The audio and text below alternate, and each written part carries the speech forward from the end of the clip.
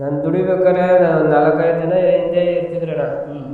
ಇವಾಗ ಅದು ಕಣ್ಣು ಯಾವಾಗ ಆಸೆಟ್ ಬೀಳ್ತು ಯಾರೂ ಬರಲಿಲ್ಲ ಅಣ್ಣ. ಬೇಜಾರು ಮಾಡ್ಕೋಬೇಡಿ ಸರ್. ಆ ಥರ ಸರ್ ಅದೇ ಆಸೆಟ್ ಇರೋದು ಸರ್. ಇದೆಲ್ಲ ಆಸಿಡ್ ಆಗಿರೋದು. ಹಾಂ ಸ್ವಾಮಿ. ಇಲ್ಲೂ ಹೊಟ್ಟೆಲುವೆ. ಹ್ಞೂ ಸ್ವಾಮಿ. ಯಾರು ಕರ್ಕೊಂಡು ಬಂದಿದ್ದು ಶ್ರಾವಣ ಬೆಳಗೊಳಕ್ಕೆ? ನಮ್ಮ ಮಿಸ್ಸಸ್ ಸರ್. ಏನಂತ? ಇಲ್ಲ ನಿಮ್ಮ ಸಾಕ್ತವ್ರ ಮನೆಗೆ ಬಿಡ್ತೀನಿ, ನೀನು ಅಲ್ಲೇ ಹೋಗ್ಬಿಡು, ಒಂದು ಹೆಣ್ಮಗು ಇದೆ ಅದನ್ನು ಸಾಕಿ ನಿನ್ನೂ ಸಾಕೋಕ್ಕಾಗಲ್ಲ.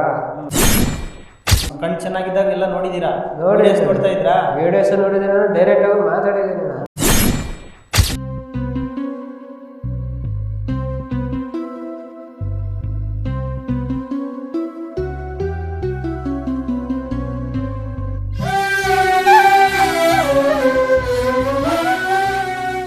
ಸ್ನೇಹಿತರೆ ನಮಸ್ಕಾರ, ನಾನು ನಿಮ್ಮ ಪ್ರೀತಿಯ ಜನಸ್ನೇಹಿ ಯೋಗೇಶ್.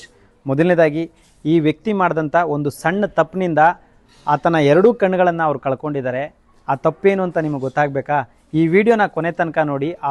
ಅವ್ರನ್ನ ನೋಡಿದ್ರೆ ನಿಜವಾಗ್ಲೂ ನನ್ನ ಮನಸ್ಸಿಗಂತೂ ಭಾಳ ನೋವಾಯಿತು, ಬೇಜಾರಾಯಿತು. ಯಾಕೆ ಅಂತ ಹೇಳಿದ್ರೆ ಕೇವಲ 30 ವರ್ಷ ಅವ್ರದ್ದು.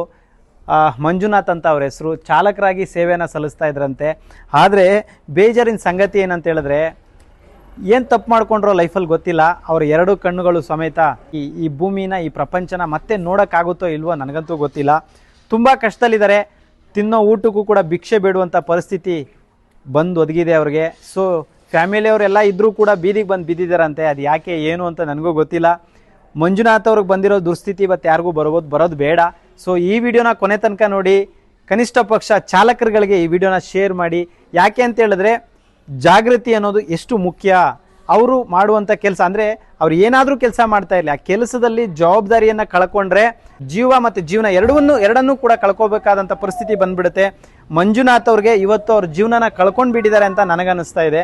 ಸೊ ಬನ್ನಿ ನೋಡೋಣ ಅವ್ರ ಸ್ಟೋರಿ ಏನು, ಅವ್ರಿಗೆ ಯಾಕೆ, ಅವ್ರಿಗೆ ಏನಾಗಿದೆ ಎಲ್ಲವನ್ನೂ ಕೂಡ ಈ ಸಂಪೂರ್ಣವಾಗಿ ಈ ವಿಡಿಯೋದಲ್ಲಿ ತಿಳಿಸ್ಕೊಡ್ತೀನಿ. ಅಂದರೆ ಚನ್ನರಾಪಟ್ಟಣದ ಮಾರ್ಕೆಟಲ್ಲಿ ಸುಮಾರು 25 ದಿನಗಳಿಂದ ಊಟಕ್ಕೆ, ಬಟ್ಟೆಗೆ, ಮಲ್ಗೋಕ್ಕೆ ತುಂಬಾ ಕಷ್ಟಪಟ್ಟಿದ್ದಾರೆ ಅವರು. ಸೊ ಎಲ್ಲ ಸಾರ್ವಜನಿಕರು ಅವರನ್ನು ನೋಡಿ ರಕ್ಷಣೆ ಮಾಡಿ ಇಲ್ಲಿ ಕಳಿಸ್ಕೊಟ್ಟಿದ್ದಾರೆ. ಬನ್ನಿ ನೋಡೋಣ ಏನಾಗಿದೆ ಅಂತ.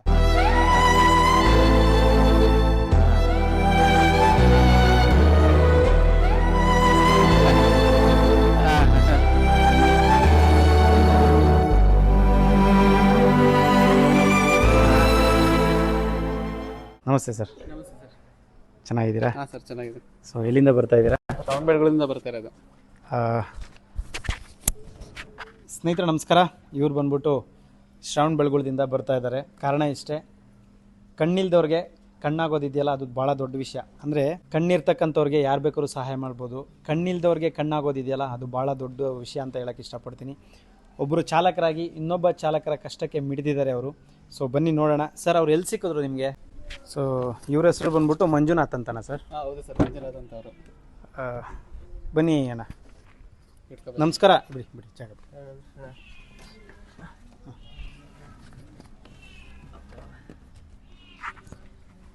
ನಮಸ್ಕಾರ. ನಮಸ್ಕಾರ ಸರ್. ಯಾವ ಊರು? ಶ್ರಾವಣ ಬೆಳಗೊಳ ಸರ್. ಶ್ರಾವಣ ಬೆಳಗೊಳ. ಹಾಂ ಸರ್. ಎಷ್ಟು ವಯಸ್ಸು? 30 ಸರ್. ಬನ್ನಿ ಈ ಕಡೆ. ನಡೆಯೋಕ್ಕಾಗುತ್ತಾ? ಹಾಂ ನಡಿಬೋದು ಸರ್. ಎಲ್ಲಿಗೆ ಹೋಗ್ತಾ ಇದ್ದೀರಾ ಇವಾಗ? ಸರ್ ಎಲ್ಲಿಗೆ ಹೋಗ್ತಿದ್ದೀರಾ? ಜನಸೇವೆಗೆ ಆಶ್ರಮ ಅಣ್ಣ. ಹೌದಾ? ಬನ್ನಿ ಹೋಗೋಣ. ಕಾಣುತ್ತಾ ನಿಮಗೆ? ಇಲ್ಲ ಅಣ್ಣ, ಒಂದು ಕರ್ಕೊಂಡು ಹೋಗೋಣ. ಕರ್ಕೊಂಡು ಹೋಗ್ಬೇಕಾ? ಹಾಂ ಸ್ವಾಮಿ. ಏನು ಕಾಣ್ತಾ ಇಲ್ವಾ? ಇಲ್ಲ ಸ್ವಾಮಿ. ಇದೆಷ್ಟು? ಕಾಣಿಸ್ತಾ ಇಲ್ಲ ಸ್ವಾಮಿ. ಏನು ಕಾಣಲ್ಲ? ಇಲ್ಲ ಕಂಪ್ಲೀಟ್ ಆಗಿ ಕಾಣ್ತಾ ಇಲ್ಲ? ಇಲ್ಲ ಸ್ವಾಮಿ. ಹೌದಾ? ಸ್ನೇಹಿತರೆ ನಮಸ್ಕಾರ. ಇವ್ರ ಹೆಸರು ಬಂದ್ಬಿಟ್ಟು ಮಂಜುನಾಥ್ ಅಂತ. ಚಾಲಕರಾಗಿ ಸೇವೆ ಸಲ್ಲಿಸ್ತಾ ಇದ್ರಂತೆ. ಇವತ್ತು 2 ಕಣ್ಣುಗಳನ್ನು ಕಳ್ಕೊಂಡಿದ್ದಾರೆ. ಮಾಡಿದಂಥ ಒಂದು ಸಣ್ಣ ತಪ್ಪಿಂದ ಇವತ್ತು ಅವ್ರ ಜೀವನ ಮತ್ತೆ ಒಂದು ಅನಾಥಾಶ್ರಮಕ್ಕೆ ಬಂದು ಸೇರುವಂಥ ಪರಿಸ್ಥಿತಿ ಬಂದು ತಲುಪಿದೆ. ಸರ್ ಇವರು ಎಲ್ಲಿದ್ದರು? ಇಟ್ಕೊಳ್ಳಿ ಸರ್. ಎಲ್ಲಿದ್ದರು, ಏನಾಗಿತ್ತು ಅವ್ರ ಪರಿಸ್ಥಿತಿ? ಸರ್ ಇವ್ರನ್ನ ಆಲ್ರೆಡಿ ಒಂದು 22 ದಿನ ಆಗಿತ್ತಂತೆ. ಶ್ರಾವಣ ಬೆಳಗೊಳ ಸಂತೆಮಳ ಅಂತ ಒಂದು ಊರೈತೆ ಸರ್, ಶ್ರಾವಣ ಬೆಳಗೊಳದ ಹತ್ರ. ಅಲ್ಲಿ ಅವ್ರ ಹೆಂಡತಿ ಮತ್ತು ಮಕ್ಕಳು ಕರ್ಕೊಂಡು ಬಿಟ್ಟೋಗ್ಬಿಟ್ಟಿದ್ದಾರೆ. ಯಾಕೆಂದರೆ ಕಣ್ಣು ಕಾಣಿಸಲ್ಲ ಅಂತ. ಅಲ್ಲಿ ಅಕ್ಕಪಕ್ಕ ಇರೋರೆಲ್ಲ ಇಷ್ಟು ದಿವಸ ಊಟ ತಿಂಡಿ ಎಲ್ಲ ಕೊಟ್ಟು ನೋಡ್ಕೊಂಡಿದ್ದಾರೆ. ನಾನು ಲಾಸ್ಟ್ ಟೈಮ್ ಹೋದಾಗ ನೋಡಿದ್ದೆ ಸರ್, ಅದಕ್ಕೆ ನಿಮಗೆ ಕಾಲ್ ಮಾಡ್ಕೊಂಡು ಕರ್ಕೊಂಡು ಬಂದೆ ಇಲ್ಲಿಗೆ. ಸ್ಟೇಷನ್ ಲೆಟ್ರ್ ಮಾಡಿ ಲೆಟ್ರ್ ಮಾಡಿ ಕರ್ಕೊಂಡು ಬಂದಿರೋದು ಸರ್. ಕಷ್ಟ ಆಗಲಿಲ್ವಾ? ಕಷ್ಟ ಏನಿಲ್ಲ ಸರ್. ಒಂದಿನ ನಾವು ಕೆಲಸ ಮಾಡೋದ್ರಲ್ಲಿ ಒಂದಿನ ಬಿಟ್ಟು ಇಂಥ ಕರ್ಕೊಂಡ್ಬಂದು ಇವರು ಚೆನ್ನಾಗಿರ್ತಾರಲ್ಲ ಸರ್ ಇಲ್ಲಿ ಬಂದರೆ. Thank you. ತಮ್ಮ ಹೆಸರು ಗೊತ್ತಾಗಿಲ್ಲ? ರಾಹುಲ್ ಅಂತ ಸರ್. ರಾಹುಲ್ ಅವರೇ, ಧನ್ಯವಾದ. ರಾಹುಲ್ ಅಣ್ಣವ್ರಿಗೆ ಧನ್ಯವಾದ. ಅಣ್ಣವ್ರೆ, ಅಣ್ಣ ನಿಮ್ಮ ಹೆಸರೇನು? ಯಾವ ಊರಿನವ್ರು ನೀವು? ನಮ್ದು ಶ್ರವಣಬೆಳಗೊಳ ಸರ್. ಹಾಂ ಶ್ರವಣಬೆಳಗೊಳ ಹತ್ರ ನಾಗೇನ್ ಕುಪ್ಲು, ಹಾಂ ಅಲ್ಲಿ ಕೊತ್ತನಕೋಟೆ ಊರು ಅಂತ ಐತೆ. ಆ ರೋಡಲ್ಲಿ ಮನೆ ಐತೆ, ಅಪ್ಪಜನ ಅಂತ ಅಲ್ಲಿ ಇದ್ದಾರೆ ಸರ್. ಹಾಂ ಅವರು ನಾನು ಬೆಂಗಳೂರಲ್ಲಿ ಚಿಕ್ಕ ಮಗಿನಿಂದ ತಗೊಂಡೋಗಿ ಸಾಕಿದ್ರಂತೆ. ಹಾಂ ಹಾಂ ಓ, ನಿಮಗೆ ತಂದೆ ತಾಯಿ ಯಾರಂತನೂ ಗೊತ್ತಿಲ್ಲ? ಇಲ್ಲ ಸರ್. ಓ, ಇವ್ರು ಯಾರೋ ನಿಮ್ಮನ್ನು ಸಾಕಿದ್ರು? ಸಾಕಿದ್ರು, ಹಾಂ ಚೆನ್ನಾಗಿ ದುಡ್ಸ್ಕೊಳ್ಳೋರು ಇದು ಮಾಡಿದ್ರು. ಹಾಂ ಲಾಸ್ಟ್ ಕಿಂಗ್ ಆದಮೇಲೆ ಓಡಿಸ್ಬಿಟ್ರು ಸರ್. 4.25 ಲಕ್ಷ ಅಮೌಂಟ್ ಕೊಟ್ಟಿದೆ ಸರ್. ಅಯ್ಯಯ್ಯೋ. ಅದು ಟ್ಯಾಕ್ಟರ್ ಓಡಿಸಿ ಬಿದ್ರಳ್ಳಿ. ಬೆಂಗಳೂರಲ್ಲಿ ಏನು ಕೆಲಸ ಮಾಡ್ತಿದ್ರಿ? ಆಂಬುಲೆನ್ಸ್ ಓಡಿಸಿದೆ ರಾಮಯ್ಯದಲ್ಲಿ. ರಾಮಯ್ಯ ಹಾಸ್ಪಿಟಲ್ ಕೆಲಸ ಮಾಡ್ತಿದ್ರಿ? ಆಂಬುಲೆನ್ಸ್ ಡ್ರೈವರಾ ನೀವು? ಹಾಂ ಸರ್. ಎಷ್ಟು ವರ್ಷ ಆಯ್ತು ಕೆಲಸ ಬಿಟ್ಟು ಇವಾಗ? ಇವಾಗ ಅದು ಆಂಬುಲೆನ್ಸ್ ಬಿಟ್ಟು 1 ವರ್ಷ ಆಯ್ತು. ಹಾಂ. ಈ ಆಸಡ್ ಗಾಡಿಗೆ ಹೋಗಿ ಇವಾಗ ಒಂದು 3.5 ತಿಂಗಳು ಆಯ್ತು ಸರ್. ನಿಮ್ಮ ಕಣ್ಣು ಹೋಗಿ ಎಷ್ಟು ತಿಂಗಳಾಯ್ತು ಅಥವಾ ಎಷ್ಟು ವರ್ಷ? 3 ತಿಂಗಳಾಯ್ತು ಸರ್. 3 ತಿಂಗಳು ಅಷ್ಟೇ ಸರ್. ಎಲ್ಲಿ ಕೆಲಸ ಮಾಡ್ತಿದ್ರಿ? ಇದ್ರ ಹತ್ರ ಸರ್, ಇಸ್ಕನ್ ಹತ್ರ ಕೆಲಸ ಮಾಡ್ತಿದ್ರಿ. ನನಗೆ ಕಣ್ಣು ಹೇಗೋಯ್ತು ನಿಮ್ದು? ಹೇಗೆ ಯಾಕಂದ್ರೆ ಈ ವಿಷಯ ನಾನು ಖಂಡಿತ ಹೇಳ್ಬೇಕು. ಯಾಕಂದ್ರೆ ತುಂಬಾ ಜನ ನೆಗ್ಲೆಕ್ಟ್ ಮಾಡ್ತಾರೆ ಕೆಲಸ ಮಾಡುವಾಗ, ಅಥವಾ ಜವಾಬ್ದಾರಿ ಇಲ್ಲದೆ ಕೆಲಸ ಮಾಡ್ತಾರೆ, ಅವ್ರ ಜೀವನನೇ ಹಾಳಾಗೋಗುತ್ತೆ. ಅದರಿಂದ ಅಟ್ಲೀಸ್ಟ್ ನೀವು ಹೇಳೋದ್ರಿಂದ ಎಷ್ಟೋ ಜನ ಚಾಲಕರಿಗೆ ಇದು ಯೂಸ್ ಆಗ್ಬೋದೇನಪ್ಪ ನನಗೆ ಅನ್ಸುತ್ತೆ ಸರ್. ಅದು ಗ್ಲಾಸ್ ಕೊಡ್ತಾರೆ. ಆ ಗ್ಲಾಸು ಅವತ್ತು ಅವ್ರು ಬೇಕು ಅಂತ ಎತ್ಕೊಂಡು ಹೋಗಿದ್ರು ಏನೋ ಗೊತ್ತಿಲ್ಲ. ಮಾಮೂಲಿ ಕ್ಯಾನ್ ಇಳಿಸ್ತೀವಲ್ಲ ಸರ್, ಕ್ಯಾನ್ ಇಳಿಸ್ಬೇಕಾರೆ ಗಾಡಿ ಓಡಿಸ್ತಾ ಇದೀರಿ, ಗ್ಲಾಸ್ ಕೊಡ್ತಾರೆ ಕಣ್ಣಿಗೆ, ಮಕ್ಕಕ್ಕೆ ಏನು ಆಗ್ಬಾರ್ದು ಅಂತ. ಅದನ್ನ ಬೇಕು ಅಂತ ಎತ್ಕೊಂಡ್ ಮಡಗಿದ್ರು ಏನೋ ಗೊತ್ತಿಲ್ಲ. ಅದಿಲ್ಲ ಅನ್ಬಿಟ್ಟು ಮಾಮೂಲಿ 4 ಕ್ಯಾನ್ ಅವಲ್ಲ ಅನ್ಬಿಟ್ಟು ಇಳ್ಸೋಕ್ ಹೋದಾಗ 30 ಲೀಟರ್ ಕ್ಯಾನ್ ಅಲ್ವಾ, ಹಿಂಗ್ ವೆಯ್ಟ್ ಎತ್ತಕ್ ಹೋದಾಗ ಕೆಳಗಡೆ ಜಾರ್ ಬೀಳ್ದೋಯ್ತು. ಜಾರ್ ಬಿದ್ದಾಗ ಹಿಂಗೆ ಇದಾಗೋಯ್ತು ಸರ್. ಇಲ್ಲೆಲ್ಲ ಆಗಿದೆ ಸರ್. ಹೌದಾ? ಹಾ, ಹೋಟೆಲೆಲ್ಲ ನೋಡ್ಬೋದಾ? ಬೇಜಾರ ಮಾಡ್ಕೋಬೇಡಿ ಸರ್. ಆ ತರ ಏನಿದು ಸರ್? ಅದ ಆಸಿಡರ್ ಇರೋದು ಸರ್. ಇದೆಲ್ಲ ಆಸಿಡ್ ಇರೋದು? ಹಾ ಸ್ವಾಮಿ. ಇಲ್ಲೂ ಹೊಟ್ಟೆಲುವೆ? ಓ ಸ್ವಾಮಿ.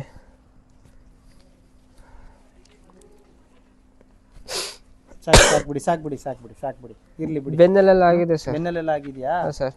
ಈಗ ನಿಮ್ ಕಣ್ಣು ಹೋಯ್ತಲ್ಲ, ನಿಮಗೆ ಮದ್ವೆ ಆಗಿದ್ಯಾ? ಮದ್ವೆ ಆಗಿದೆ ಸರ್, ಒಂದು ಹೆಣ್ಮಗು ಇದೆ. ಹೆಣ್ಮಗು ಇದೆ, ಆದ್ರೂ ಇದ್ ಮಾಡ್ಬಿಟ್ರು ಸರ್. ಮನೇಲಿ ಯಾರು ನೋಡ್ಕೊಳ್ತಾ ಇಲ್ವಾ? ಇಲ್ಲ ಸರ್. ಚಂದ್ರಪಟ್ಟಣದಲ್ಲಿ ಎಷ್ಟು ದಿವಸದಿಂದ ಇದ್ದೀರಾ? ಶ್ರವಣಬೆಳಗೊಳದಲ್ಲಿ ಎಷ್ಟು ದಿವಸದಿಂದ ಇದ್ದೀರಾ? ಚಿಕ್ಕ ಮಗುವಿನಿಂದ ಸಾಕಿದ್ರು ಸರ್. ಈಗ ಎಷ್ಟು ದಿವಸದಿಂದ ಇದ್ದೀರಾ ಅಲ್ಲಿ? 25 ದಿನ ಆಯ್ತು ಸರ್. ಅಂಗಡಿ ಹತ್ರ 25 ದಿನ ಆಯ್ತು ಸರ್. ಯಾರು ಕರ್ಕೊಂಡ್ ಬಂದಿದ್ದು ಶ್ರವಣಬೆಳಗೊಳಕ್ಕೆ? ನಮ್ಮ ಮಿಸ್ಸಸ್ ಸರ್. ಏನಂತ? ಇಲ್ಲ, ನಿಮ್ಮ ಸಾಕ್ತವ್ರ ಮನೆಗೆ ಬಿಡ್ತೀನಿ, ನೀನ್ ಅಲ್ಲೇ ಹೋಗ್ಬಿಡು, ಒಂದ್ ಹೆಣ್ಮಗು ಇದೆ, ಅದೊಂದು ಸಾಕಿ ನಿನ್ನೂ ಸಾಕಕ್ಕಾಗಲ್ಲ, ನೀನ್ ಹೋಗ್ಬಿಡು ಅಂದ್ಬಿಟ್ಟು ಕೈಗೆ 150 ರೂಪಾಯಿ ಕೊಟ್ಬಿಟ್ಟು ಅಲ್ಲಿ ಇದ್ ಮಾಡಿದ್ರು ಸರ್. ಬಡ್ಕೊತಾರಲ್ಲ ಅನ್ಬಿಟ್ಟು ಕಾರ್ ಗ್ಲಾಸ್ ಕ್ಲೋಸ್ ಮಾಡ್ಕೊಂಡಿದ್ರು ಸರ್. ಉಸಿರಾಡಕ್ ಆಗ್ತಿಲ್ಲ ಅಂತ ಹೇಳ್ತಾ ಇದೀನಿ. ನನಗೆ ಉಸಿರಾಡಕ್ಕೆ ಒಂದ್ ಸ್ವಲ್ಪ ಪ್ರಾಬ್ಲಮ್ ಇತ್ತು ಸರ್, ಹೇಳ್ತಾ ಇದೀನಿ, ಆದ್ರೂ ಇದ್ ಮಾಡಿದ್ರು ಸರ್ ಅವರು. ಈಗ 22 ದಿವಸದಿಂದ ಅಲ್ಲಿ ರೋಡಲ್ಲೇ ಮಲಗ್ತಿದ್ದೀರಾ? ಹ್ಞೂ ಸರ್. ಊಟ ತಿಂಡಿಗೆಲ್ಲ ಒಂದೊಂದ್ ದಿವಸ ಯಾರು ತಂದ್ಕೊಡ್ತಾರೆ, ಒಂದೊಂದ್ ದಿವಸ ಇರಲ್ಲ, ಆ ತರ ಮಾಡ್ತಾರೆ. ಗುಡಿಸ್ಲಾಕೊಂಡಿದ್ದಾರೆ ಅವರು, ಸೇಮ್ ಬಡವರೇ, ಅವರು ಚೆನ್ನಾಗಿ ನೋಡ್ಕೊಂಡವ್ರೆ ಸರ್. ಅವರೇ ಬಂದು ಸ್ನಾನ ಅಲ್ಲ ಸರ್, ಅಟ್ಲೀಸ್ಟ್ ನಿಮ್ಮ ಹೆಂಡತಿಯವರು ಎಲ್ಲ ಟ್ರೀಟ್ಮೆಂಟ್ ಕೊಡಿಸ್ಬೋದಿತ್ತಲ್ಲ, ಏನ್ ತಪ್ಪೇನಿದೆ? ಅವ್ರಿಗೇನಂತಂದ್ರೆ ದುಡ್ಡು, ಮನ್ಸ ಹೆಂಗಾರ ಹೋಗ್ಬಿಡ್ಲಿ, ದುಡ್ಡು ಬೇಕು ಸರ್ ಅವ್ರಿಗೆ. ದುಡ್ಡಿದ್ರೆ ಚೆನ್ನಾಗಿ ನೋಡ್ಕೊಂತಾರೆ ಎಲ್ಲ. ಅಂದ್ರೆ ನಿಮ್ ಪ್ರಕಾರ ಹೆಂಡತಿ ಮಕ್ಕಳು ಸಂಬಂಧ ಎಲ್ಲ ದುಡ್ಡಿದ್ರೆ ಇರುತ್ತೆ ಅಂತೀರಾ? ಹ್ಞೂ ಸರ್. ಇಲ್ಲಾಂದ್ರೆ ಇಲ್ಲ. ಸ್ನೇಹಿತರೆ, ನೋಡ್ತಾ ಇದ್ದೀರಲ್ಲ, ಮಂಜುನಾಥ್ ಅವರು ಒಂದ್ ಕಡೆ ಕೆಲಸ ಮಾಡ್ಕೊಂಡಿದ್ರಂತೆ. ಸೊ ಮಾಡುವಂತ ಕೆಲಸದಲ್ಲಿ ಎಡವಟ್ ಆಗಿ ಸ್ವಲ್ಪ ಯಾಮಾರಿದ್ದಕ್ಕೆ ಕಣ್ಗಳು ಕಂಡ್ಕೊಂಡಿದ್ದಾರೆ. ಇವತ್ತು ಜೀವಮಾನ ಪರ್ಯಂತ ಅವರು ಮತ್ತೆ ಕಣ್ಗಳು ಬರುತ್ತೆ ಅನ್ನೋ ನಿರೀಕ್ಷೆಯಲ್ಲಿ ಅವ್ರಿಲ್ಲ. ಯಾಕಂದ್ರೆ ತುಂಬಾ ಕಡೆ ಟ್ರೀಟ್ಮೆಂಟ್ ಕೊಡಿಸಿದಾರಂತೆ, ಯಾವುದೇ ರೀತಿ ಮಾಹಿತಿ ಬಂದಿಲ್ಲ. ನೋಡೋಣ, ಪ್ರಯತ್ನ ಮಾಡೋಣ. ಸೊ ಅವ್ರಿಗೆ ಆದಷ್ಟು ಕಣ್ಣು ಚೆನ್ನಾಗಾದರೆ ಎಲ್ಲೋ ಒಂದು ಕಡೆ ದುಡ್ಕೊಂಡು ತಿನ್ಬೋದು. ಇನ್ನೂ 30 ವರ್ಷ ಅಷ್ಟೇ.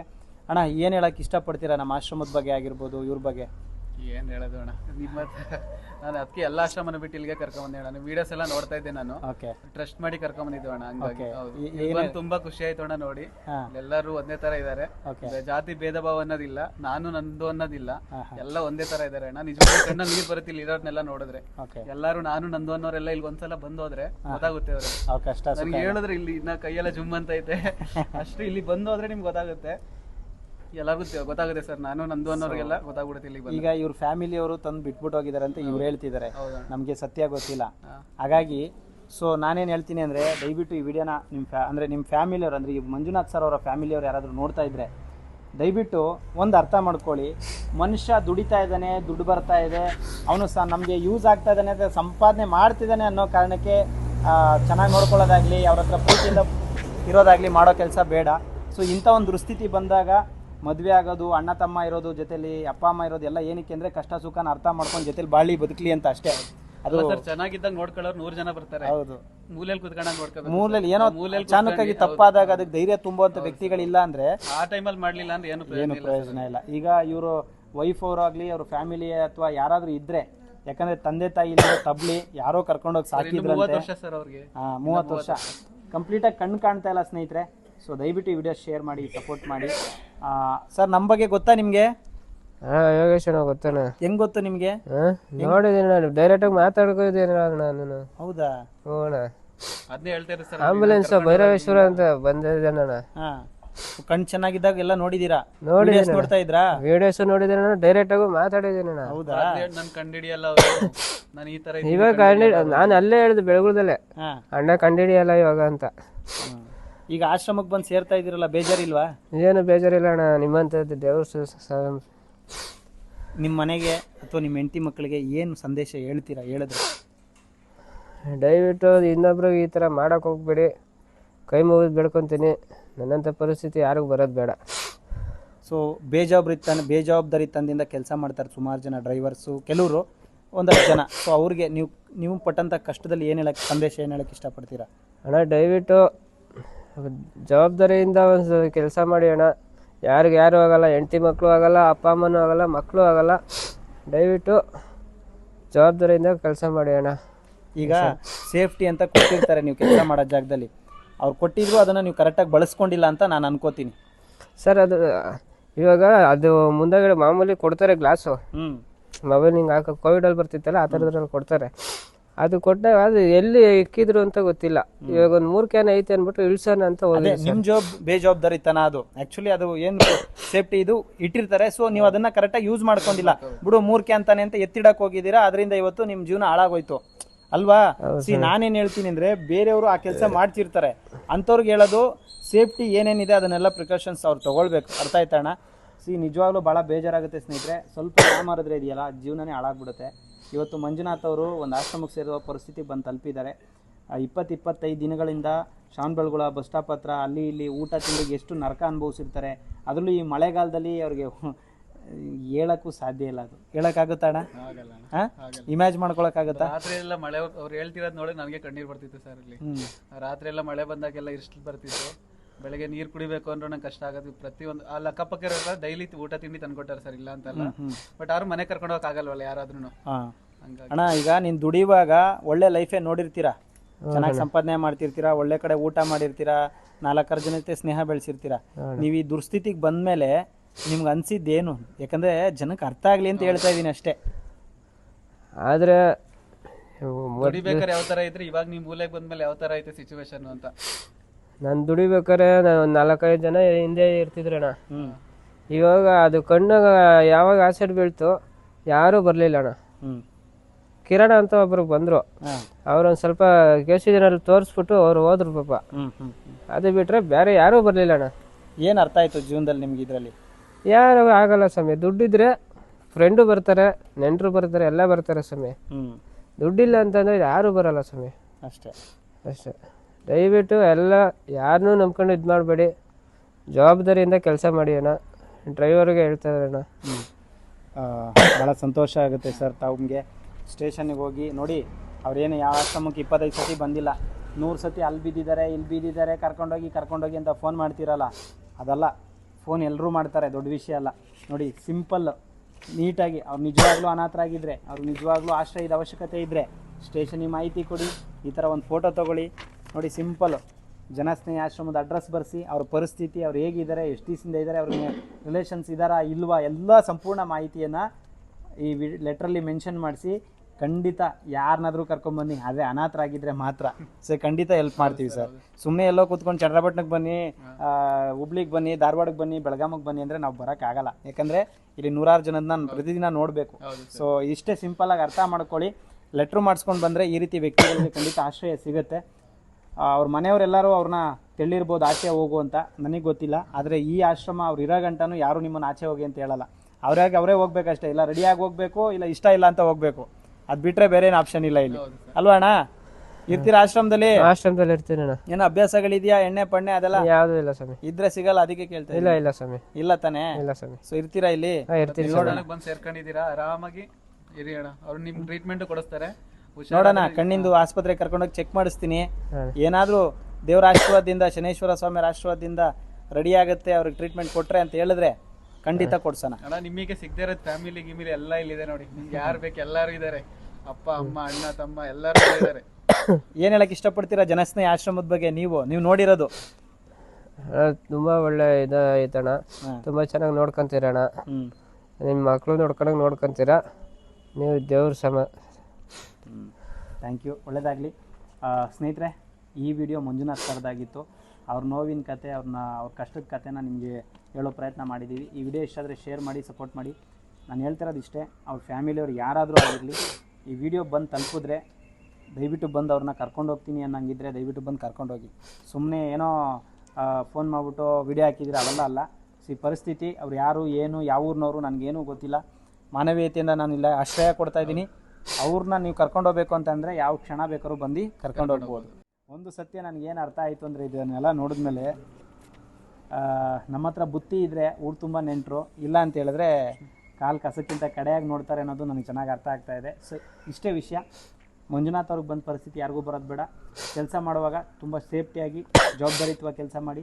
ಎಲ್ಲ ಡ್ರೈವರ್ಸ್ಗೂ ಒಳ್ಳೆಯದಾಗಲಿ, ಶನೇಶ್ವರ ಒಳ್ಳೇದು ಮಾಡಲಿ. ಒಬ್ಬ ಚಾಲಕನಿಗೆ ಮತ್ತೊಬ್ಬ ಚಾಲಕನಿಂದ ಇನ್ನೊಬ್ಬರು ಚಾಲಕರಿಂದ ಸಹಾಯ ಸಿಗ್ತಾ ಇದೆ ಅಷ್ಟೇ. ಎಲ್ರಿಗೂ ಒಳ್ಳೆಯದಾಗಲಿ, ಶನೇಶ್ವರ ಒಳ್ಳೇದು ಮಾಡಲಿ. ನಮಸ್ಕಾರ.